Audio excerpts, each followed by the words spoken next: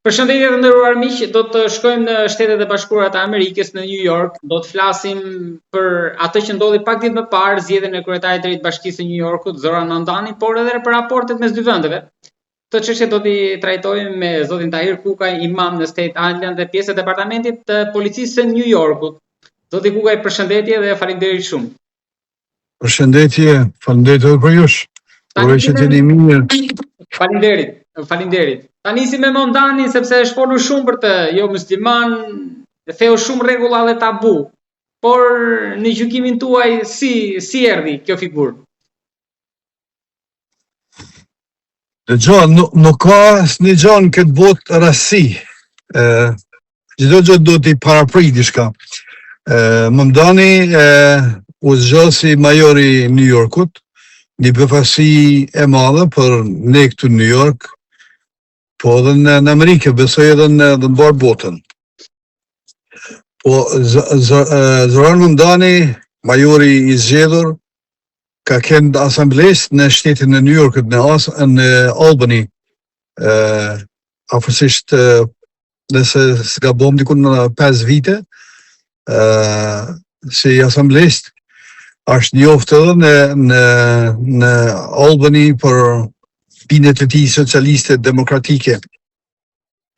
Ky fitoi nominimin në garat për kush do ta prezanton Partinë Demokratike për major, mundi Andrew Cuomo, ish guvernor në shtetit New Yorkut, më hershëm.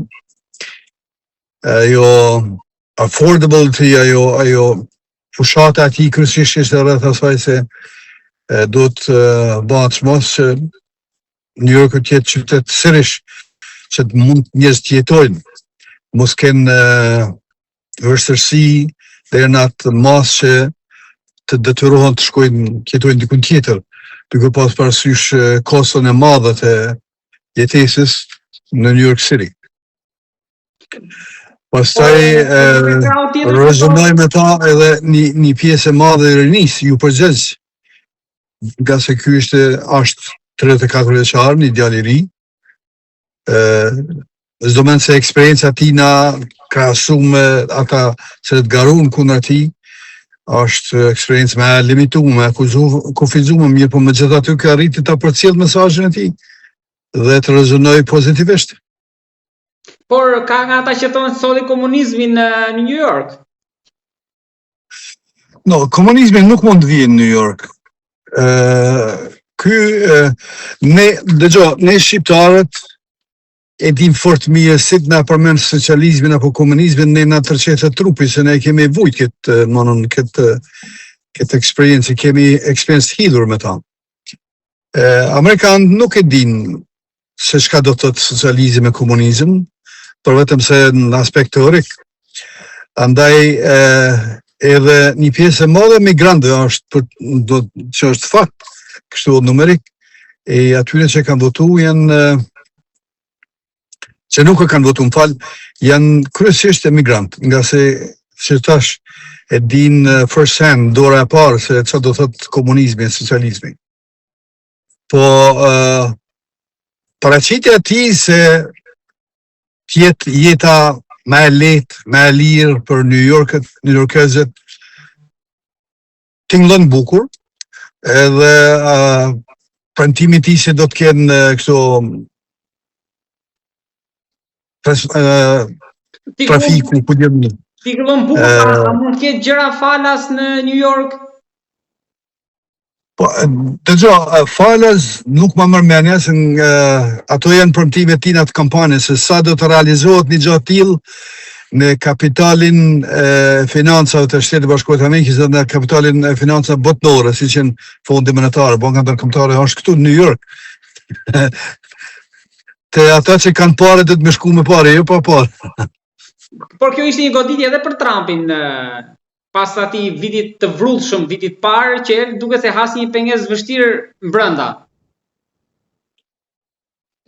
Dëgjoj, unë kam thënë një intervistë tjetër për Klan Kosovën duket para 2 dite. Trumpi dhe president Trump dhe tash majori i zgjedhur Zoran Mamdani, janë dy figurat me politikat ndryshme, kështu të kundërta. Trumpi nuk ishte ngarë, nuk ishte në një ndikim të madh kështu në aspektin e fushatës. Deri ka fundi, se më herët ishte më tepër me Eric Adams, me majorin aktual. Pastaj më vonë e bani endorsement e shpallis e përkra qytetërisht, oponentin e tij dikushëm, guvernerin Cuomo, sepse është demokrat, dhe nuk e përkrahu Curtis Sliwa, një republikan, që vazhdimisht garon për postën e majorit e nuk ka pas sukses në asnjëherë. Do se kësaj radhe numri ato përqindja votuesve është rrit pak në atë bagazhin e tij. Po krahasinë e asaj se Zarani e mujti Trumpin besoj nuk është i saktë. Pra nuk është ta bëjmë atë krahasimi që njëri po ikin dhe tjetri po vjen. Ja, pikërisht si thash, Trumpi në New York State edhe City nuk ka fitu zgjedhjet. Nuk është një mejdan apo një fush që ka ndikim decisive kështu vendimtar. Nga se shteti New York është demokrat, kryesisht përfaqësues qoftë në federat, në kongres apo në senat, janë kryesisht shumica janë demokrat. Pastaj edhe guvernerja e shtetit është demokrate. Ndikimi i Trumpit këtu ka qenë i kufizuar, nuk ka qenë ndonjë ndikim i madh. Siç mundohen dikush ta paraqes sikur si një humbje, nuk ishte një humbje. Po ky raporti me Sorosin, izraelitët nga krahu tjetër, këtej thot jam musliman, pra duket sikur arrin t'i bajë gjitha në ekuilibër. Dëgjoj, Izraeli apo më mirë them kryeministri i Izraelit, Netanyahu, e ka përdor vazhdimisht aspektin fetar si formë për ta godit Zoran Mamdanin. E ky gjatë gjithë fushatës tina për herë është prezentuesi socialist demokrat apo demokrat socialist. Asnjëherë nuk është drejtu popullatës me atë se kam në agjendë platformë që ka rënja apo ka baza islame. Asnjëherë. Ky thjesht ju ka adresu popullatës me agjendën socialiste, dhe rinia që thash duke mos i ditë katrahurat e socializmit e komunizmit, i kanë besu fjalëve tina, ka arrit t'i bind.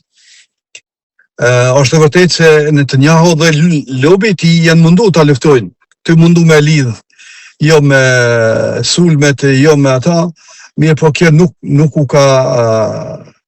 u ka ndezë një farfol me mund të themi. Por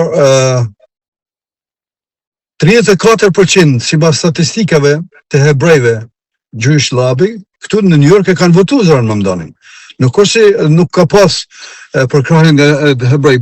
Në listën atyre që janë co-chair for transition për veprimet tranzicionale të prej administratës Eric Adams të Zoran Mamdani, i ka disa hebrej.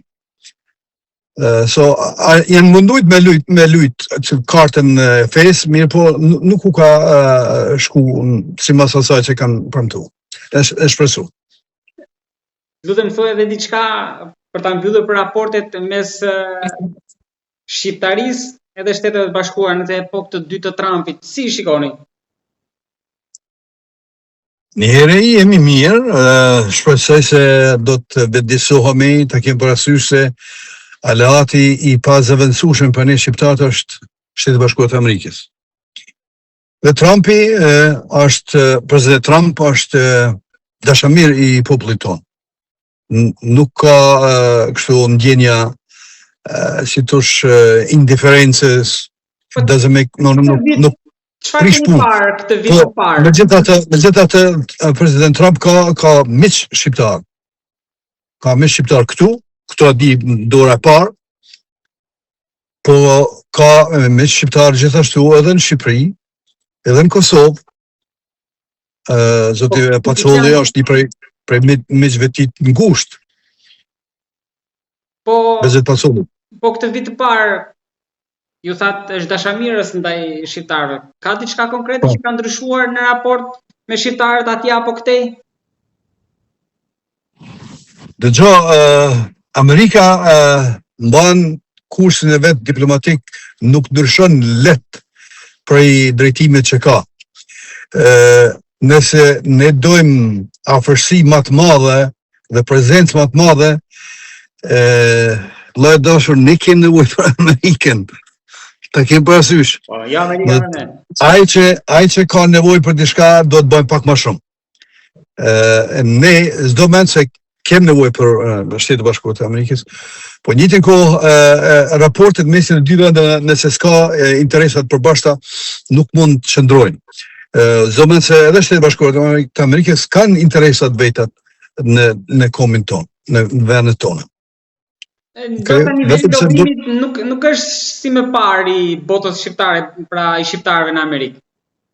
Dëgjoj, pas themelimit të pavarësisë apo pas jetësimit të pavarësisë Kosovë, edhe pranimit të madh të shteteve pavarësisë Kosovës, këtu në një farforme lobi jonë shqiptar mendum se kemi arrit në një nivel që tash qeveria e Kosovës me qeverinë e Shqipërisë ato tash do t'i marrin hapat e veprimeve, të konsolidojnë më bukur marrëdhëniet tona. E ne kemi, s'po them kemi hesh, po kemi pauzu. Para 2 muajve kemi pas një rigjenerim të forcave sërish, kemi një lobby shqiptar tash në New York edhe në këtu në DC, Washington DC, lobby i shqiptar amerikan, që sërish të kemë parasysh se ne do t'jem prezent. Serbia me veglat, me metodat e saj dhe e mundohet se nuk mund të realizohet në arenën ndërkombëtare politike asnjë gjë, pavarësisht çka flitet jo Kina, jo Rusia, pa u vendos këtu në Washington DC, asgjë s'bëhet kërkun. Tash për tash. Ne shqiptarët këtu nuk jemi flenjt, nuk jemi duke nejtë në një farforme që të gjindëm me pa një aktit kryim, që ka do që të ndodhë dhe në tona jemi të vigilent, jemi i përcjellim se çka ndodh. Na vjen keq ka njëherë se për shembull Kosova është apo bëhet afër 1 vjet shumë për bëjnë qeveri, është diçka marramendse. Përveç qeverisë dhe problemet e ndërlikuara me Shtetet e Bashkuara, me Washingtonin. Edhe ajo, dëgjoj, Washingtonit i intereson që të ketë një qeveri stabile, të arrijnë më të vërtet të shërbej popullit vet. Qëllimi i qeverisë po shka është me menaxhu jetën e qytetarëve, me mbrojt atë suverenitet të atij shteti. Në formën që veprojnë politikanë në Kosovë, fatkeqësisht nuk po tregohet edhe ajo shqiptarizmi i fortë që jem për këta, jem për ata, thjesht përdoret shqiptarizmi për të godit partit njëra tjetrën tash. Aty s'ka kush që është i pafajshëm, gjithë janë me faj. Gjithë janë me faj, po ky është ndoshta momenti më i keq edhe në periudhën më të keqe, referuar edhe situatës gjeopolitike që ndoshta mund ndikojë negativisht në vendime që mund merren për Kosovën. Shpresoj si jo, nga se si thash më herët, planet e Shtetit Bashkuar të Amerikës, strategjia e tyre nuk ndryshon lehtë. Edhe politikanët tanë do ta kenë parasysh se prosperiteti e radhëmëria e popullit tonë është përherë me një alat të fortë që nuk ndryshon qëndrimet çdo vjesht apo çdo verë apo çdo dimër. Do të krijojmë një imazh të kombit tonë që si jemi ma në kohën e vitet në shekullit 20, kur një person ka heq një popull 50 vite dhe s'ka guxu kush me hakur gja. Ne do të mësojmë tash që populli të udhëheqet nga një platformë kombëtare. Politikant nëse nuk arrin të përmbushin premtimet e tyre në nivel kombëtar, me pas një farë referencë morale që të thotë ty në ju keni dështuar dhe ju s'keni drejtë as të garoni ma. Po fatkeqësisht këtu nuk i kanë fajt veç politikanë, po intelektualët nuk i shoh që janë të hedhen vrod, më thonë, çështja kombëtare është diçka që zgëzohet luhet nga politikanët. Ju mund të mos pajtoheni për çështjet politike ndeshme, por çështja kombit do të jetë e shenjtë. Bëhet një mbyllje mjaft mirë me idenë e platformës kombëtare që shpresoj që të dëgjohet. Zoti Kuka, ju të falenderoj shumë për bisedën dhe shpresoj që të kemi mundësi herë tjera për të folur për sukseset e shqiptarëve atje. Faleminderit shumë, Zoti të na roftë.